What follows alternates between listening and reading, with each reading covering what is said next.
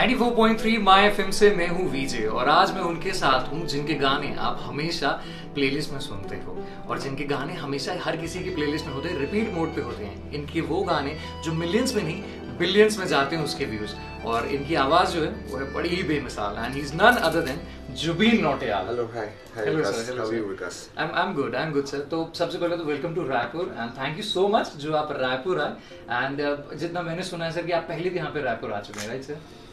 Yes, Raipur actually मैंने अपना पहला टिकटेड कॉन्सर्ट मैंने रायपुर में करा था। पहला ticketed concert? Okay, we are fortunate to be. And वो मेरा आखिरी भी था। Why so? क्योंकि रायपुर में जब मैंने टिकटेड शो करा जी। तो मुझे रियलाइज हुआ कि इवेंचुअली आर्टिस्ट की पावर है टिकटेड शोज के लिए, टिकटेड शोज के लिए बनी है एक आर्टिस्ट की परफॉर्मिंग पावर। ओके। तो उस वक्त मुझे लगा कि मैं जब अपना टिकटेड शो स्टार्ट करूंगा तो एक बड़ी जोरों शोरों से एक साथ स्टार्ट करूंगा, बिकॉज रायपुर एक बहुत ही सॉलिड ऑडियंस है यहाँ पर। मैंने सुना था जी। हमने एक्सपेक्ट नहीं करा था पिछली बार जब हम यहाँ पे शो करने आए थे कितने लोग आएंगे देखने के लिए। So it was very overwhelming to see so many people come and watch you. और लगभग कितने लोग रहे होंगे तब उस time sir? Good 12 to 11,000 11 to 12,000 people. 11 to 12,000 1,000 people, yeah, that time. I'm talking at least 6 years back, 7 years back. Okay. And that's when I realised कि मुझे लगता है टिकटेड शोज मुझे राइट टाइम पे करनी चाहिए और रायपुर जरूर करना चाहिए, because there is so much audience out there. तो सर पहले जब आप रायपुर आए, आप जैसे कि आपने बताया कि 6 साल पहले आप यहाँ पे रायपुर आए थे और अब आ रहे हैं, तो रायपुर पे जब आप आए एयरपोर्ट से लेके अभी तक कुछ फर्क दिखा आपको रायपुर में सर? बहुत ज़्यादा। मैं बताऊँ आपको, रायपुर बदल गया है काफ़ी। और रायपुर के अंदर आज जितना मुझे यहाँ पे आके महसूस हुआ, दिखा, मुझे लगा रायपुर के अंदर एक अभी बड़ा शहर वाली बात आई है। जो कुछ समय पहले एक छोटे शहर वाली बात थी, अभी यहाँ एक बड़े शहर की बात हुई है। बहुत विकास हो रहा है यहाँ पर। मेरा नाम भी विकास है। जब से आऊँ आप जब से आए हैं तब से रायपुर में विकास ही विकास हो रहा है। और I think it's nice to see development in cities like Raipur. एक नया रायपुर जो अभी बना है, जिस जगह से आप होते हुए आ रहे हैं। जी जी जी बिल्कुल। इट्स नाइस यार। I think every city needs a good chance for development, for the development of the society, so it's a nice thing. Okay sir, आपने बहुत सारे ऐसे कॉन्सर्ट्स किए हैं, ठीक है, बहुत जगहों पे आप जानते हैं, तो कोई ऐसा गाना जिससे आप हमेशा स्टार्टिंग में गाते हैं या आप सोच के रखें कि यार इस गाने के साथ मेरी एंड तो मैं इसी गाने से करूंगा या फिर स्टार्टिंग में इसी गाने से करूंगा, या फिर कि आपके कुछ एक चंक है आपके गानों का कि यार ये गाने तो मुझे लेने ही लेने हैं फॉर श्योर? देखिए, इतना प्यार दर्शकों ने दिया है, इतना प्यार ऑडियंसेस ने, म्यूजिक लवर्स ने, lovers would be the right word, lovers ने बेसिकली इतना प्यार दिया है, मोहब्बत करने वालों ने। फैन आपके सब लवर्स हैं सर। बिल्कुल जी। सो आज अगर मैं देखूं तो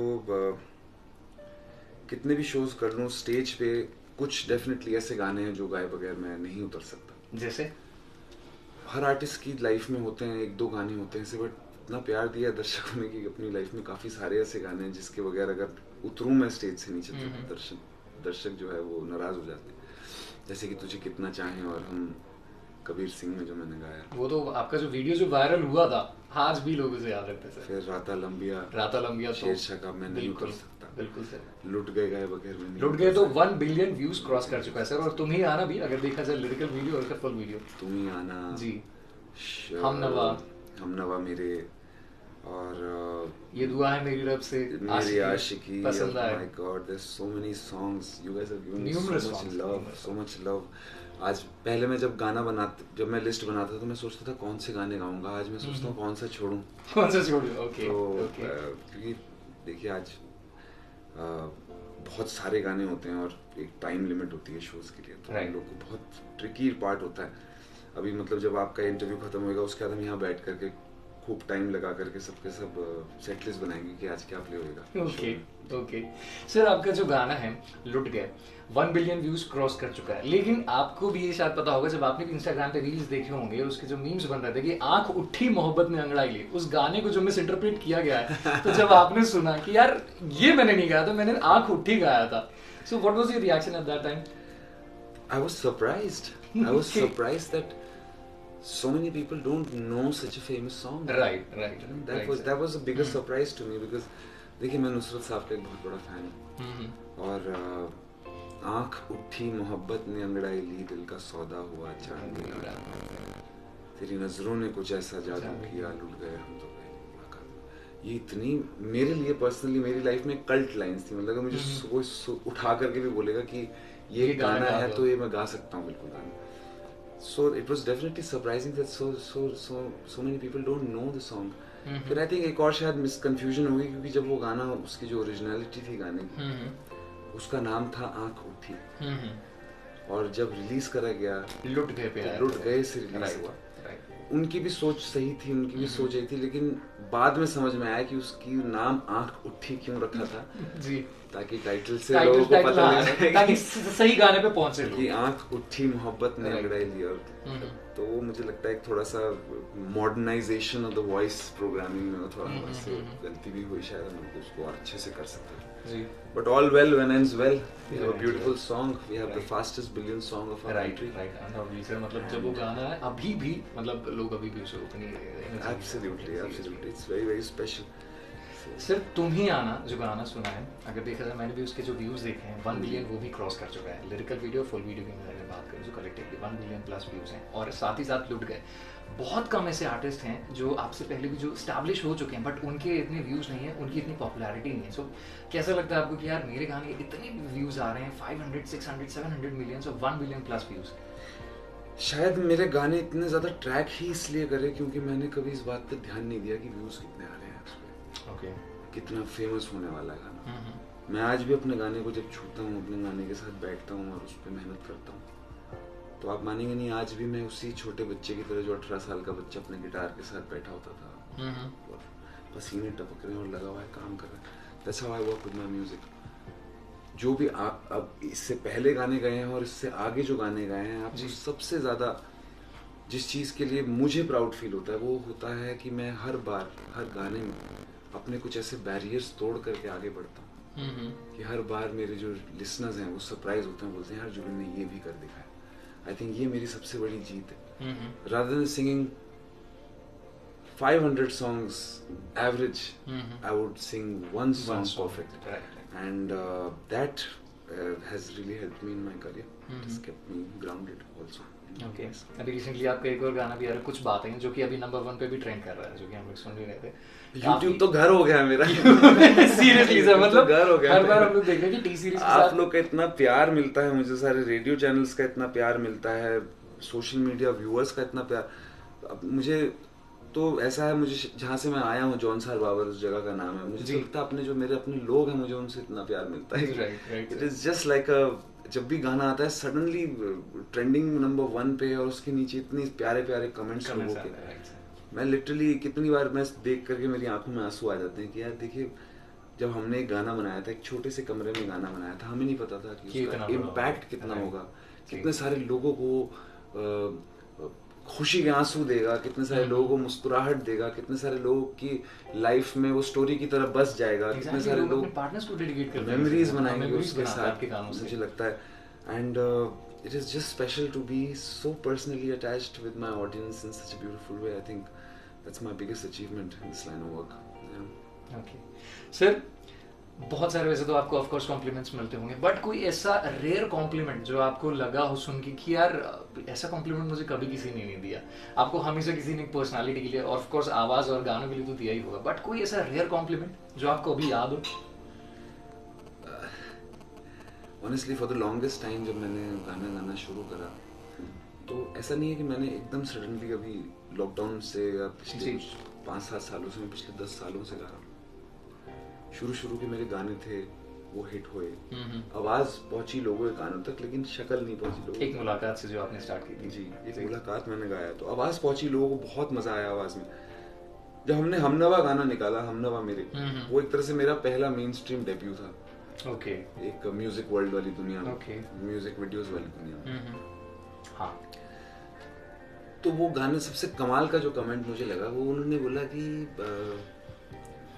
ये क्या बोलते हैं, सिंगर, वो बेसिकली जो मेरे लिए कॉम्प्लीमेंट था वो था कि सिंगर और जो उसमें एक्टर है वो दोनों लोग रिलेट नहीं कर पाए। लोगों को लगा एक्टर अलग ले रखा है लोगों ने और सिंगर जुबिन नौटियाल।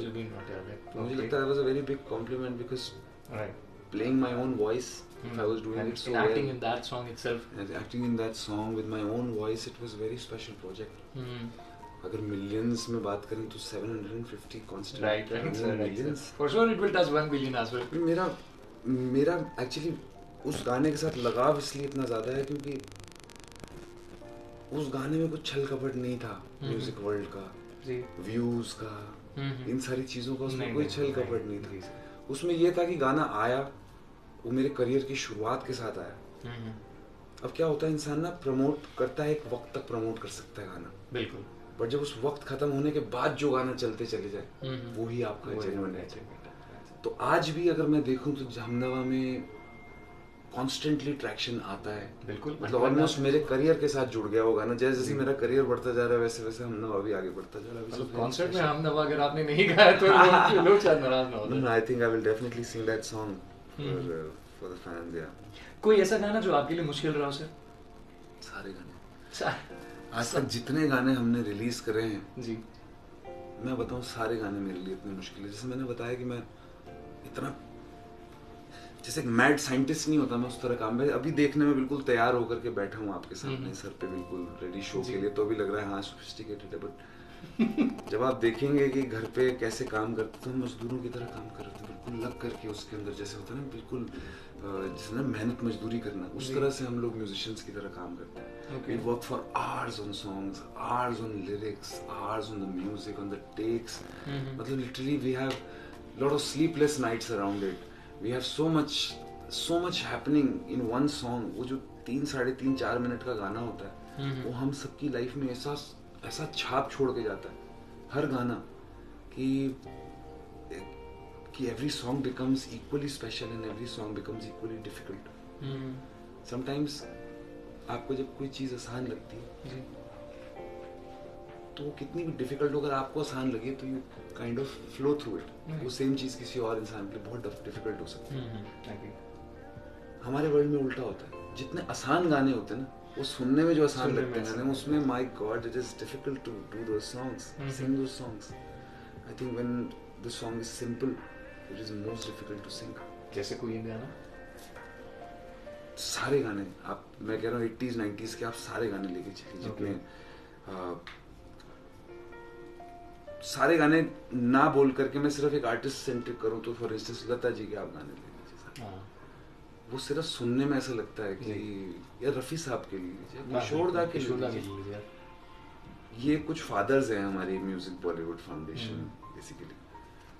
तो उनके आप किसी भी गाने को ले लीजिए, अगर एज अ सिंगर आप उसे उठाएंगे तो सुनने में जो आपको मजा आता है, जब आप उसे गाएंगे तो आपको समझ में आता है कि मुश्किल है ये कितना कठिन है, सुनने में कितना आसान है गाना, लेकिन जब गाओ तो उसमें इतने सारे नुआंसेस हैं, इतनी छोटी छोटी हरकतें। अब ये तो ऐसा गाना है जो आपने सालों साल सुना है और आप अटेम्प्ट कर रहे हैं। अब आप ऐसे गाने भी आप अचीव करते हो अपनी लाइफ में जो आप फर्स्ट टाइम सुन रहे हो। It's a beautiful song, sounds very easy but very difficult to sing. I think that is the song you need to work hard on. हम लोग सुनते हैं बहुत बार, मतलब ऐसा भी हुआ है कुछ गाने मैंने 500 बार सुने, गाया नहीं अभी तक, सिर्फ कान में लगाया, बस सुबह से हम सुन रहा हूँ। Muscle memories, acting. फिर जब गाना याद हो गया पूरी तरह से, then you go in the studio, फिर 500 बार गाऊंगा उसको। तो इसी बात से एक और सवाल कि ऐसा कोई गाना जो आपको लगता है यार ये गाना तो मुझे गाना ही गाना फॉर श्योर?